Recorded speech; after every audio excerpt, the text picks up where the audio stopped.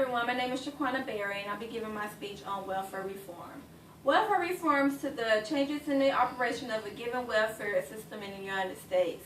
The term was used to get the Great Congress to enact on the Personal Responsibilities and the Work Opportunity Act, which further reduces the aid to the poor and to reduce their government spending. So how do us Americans really actually see how the welfare reform really is?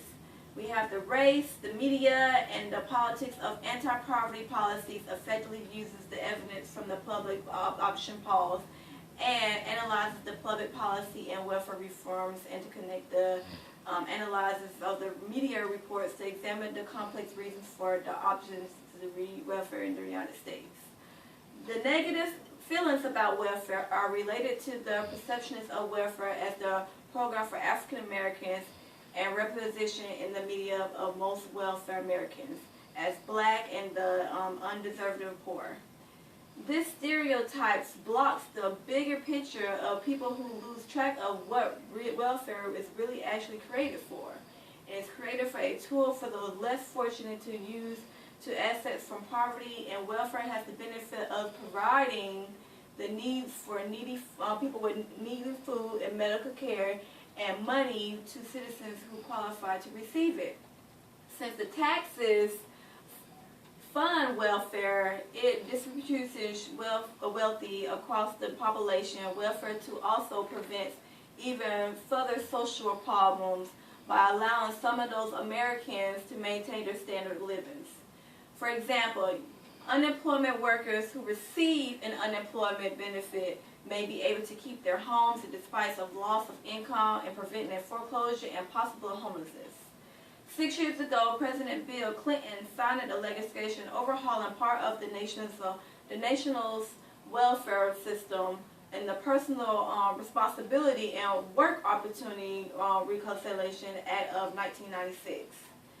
It had replaced it to the failed social program, which is known as the Aid to the Families and with the Dependent Children, which is called AFDC, with a new program called the TANF, Temporary Assistance to Needy Families, which is TANF.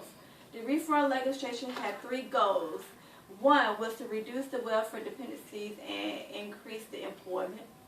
2, to reduce child poverty. And 3, to build up the strength of marriages. In the 6 years since the welfare reform was enacted, social conditions have changed in exactly the options of the opposite direction from the predicted by the Liberty Policies organizations.